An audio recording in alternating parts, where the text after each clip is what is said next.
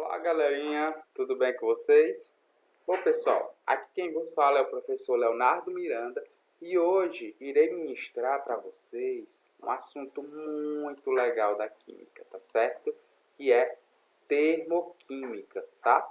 Então, prestem bastante atenção na aula, façam anotações e vamos lá. Bom, pessoal, a energia, ela acompanha a história da humanidade desde o início, né? Desde a antiguidade, desde o domínio do fogo. Trouxe aqui uma imagem para a gente analisar, né? De um homem, na verdade, duas pessoas, né? Fazendo seu próprio fogo. Até as viagens espaciais, não é isso? Trouxe aqui a fotinha de um foguete, tá bom? Bom, nos dias atuais, consome-se quantidade cada vez maior de energia em todas as atividades humanas. Afinal, né, energia é sinônimo de conforto. Sem energia a gente não consegue fazer praticamente nada, não é isso? Bom, a energia elétrica, né, é uma das formas mais frequentes de energia que usamos na iluminação. Por exemplo, na iluminação das ruas, né, iluminação pública, né? Nos aparelhos eletrodomésticos, no caso aqui de uma geladeira, uma televisão, não é isso? Ou mesmo nas indústrias, ou seja, a energia elétrica é uma das energias mais eficientes, né, para o uso humano, para o nosso uso, né, para o funcionamento de várias coisas, não é isso? Bom, uma outra forma, né, de energia mais utilizadas por nós, pelos seres humanos, é a energia eletroquímica, não é isso? As pilhas e baterias, elas representam uma forma química de produção de energia, né? Como podem ser transportadas com facilidade? Elas são muito úteis em aparelhos portáteis, como telefones celulares, né? Isso, as pilhas, as baterias, em máquinas fotográficas, laptops, computadores e tudo mais. Bom, pessoal, uma outra forma de energia, um outro tipo de energia muito importante é a energia da vida, não é isso? Bom, o corpo humano ele é uma das máquinas mais perfeitas que conhecemos. No entanto, ele também exige combustível, né? São os alimentos, no caso, ó. O corpo humano ele precisa de alimento para obter essa energia, para produzir essa energia, para que consigamos fazer nossas atividades diárias, né? Um outro exemplo de energia da vida, né? Outra espécie de energia que o nosso corpo produz é a questão da temperatura corpórea, não é isso? Temperatura corpórea. O nosso cérebro também produz uma grande quantidade de energia quando estamos estudando, não é isso? Quando estamos correndo, se movimentando e por aí vai, tá? É a energia da vida. A energia e as transformações químicas. Conceitos gerais. Bom, pessoal, e agora de fato a gente irá entrar realmente no conteúdo, né? Que é termoquímica. Mas afinal, o que é termoquímica? O que seria essa termoquímica? O que vai estudar a termoquímica? Então, vamos lá. Termoquímica é o estudo das quantidades de calor liberadas ou absorvidas durante as reações químicas. Não é isso? O calor, pessoal, é a forma mais comum de energia que acompanha as reações químicas. Por exemplo, aqui, ó, na queima do carvão, né, descartamos os produtos, né, químicos de reação e aproveitamos apenas o calor, né, durante essa queima aqui. Um outro exemplo, né, prático que eu trouxe foi as velas. Tá? As velas elas foram inventadas para produzir luz, né, mas também elas produzem calor. Tá bom, pessoal? Classificação das reações químicas em termoquímica. Tá certo? Então, vamos lá. Qual seria a classificação dessas reações? As reações elas são classificadas em exotérmicas e endotérmicas, tá bom? As reações exotérmicas são as que produzem ou liberam calor, como a queima do carvão e a combustão da gasolina.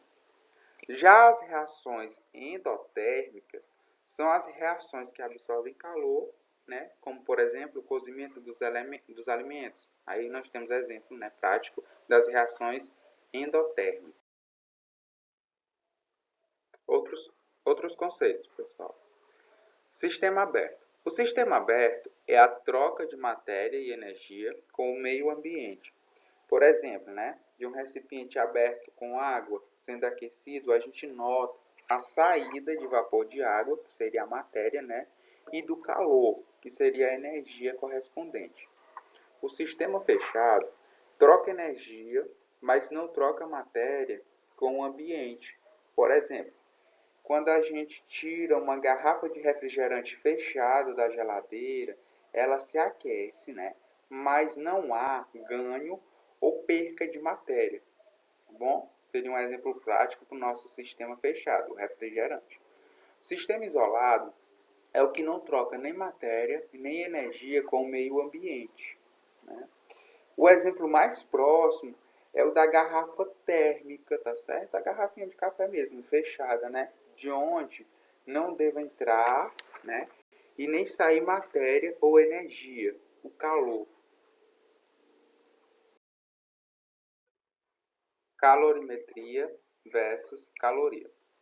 A calorimetria é o estudo e a medição das quantidades de calor liberadas ou absorvidas durante os fenômenos físicos ou químicos.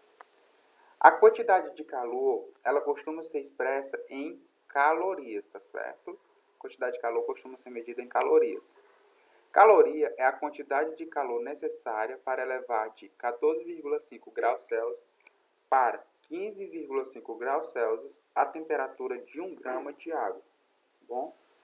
Bom, só lembrando que 1 quilocalorias equivale a 1000 calorias e 1 kJ equivale a 1000 joules. Nesse caso aqui seria a unidade de energia.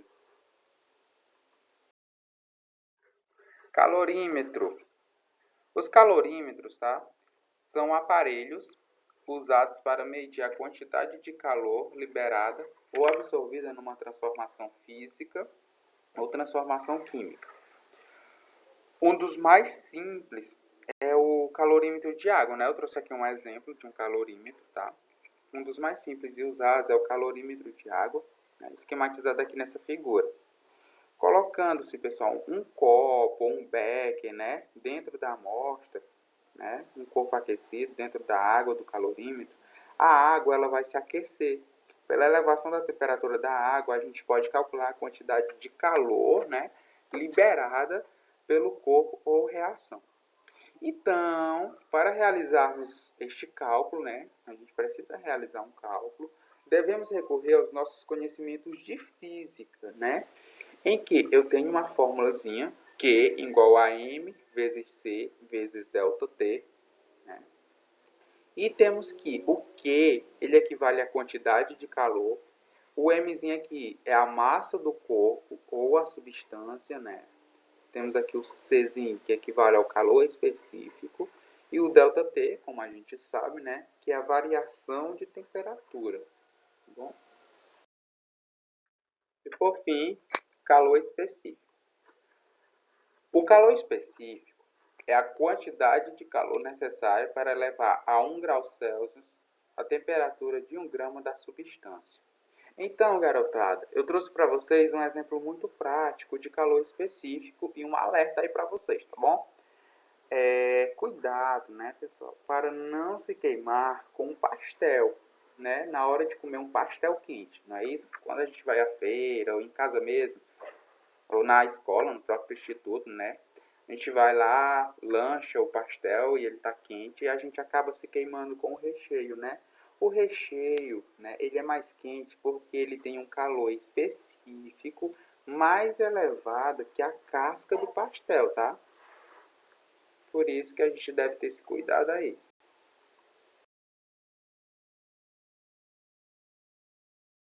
Bom, no mais era isso, tá? Essa é só uma introdução da nossa aula de termoquímica.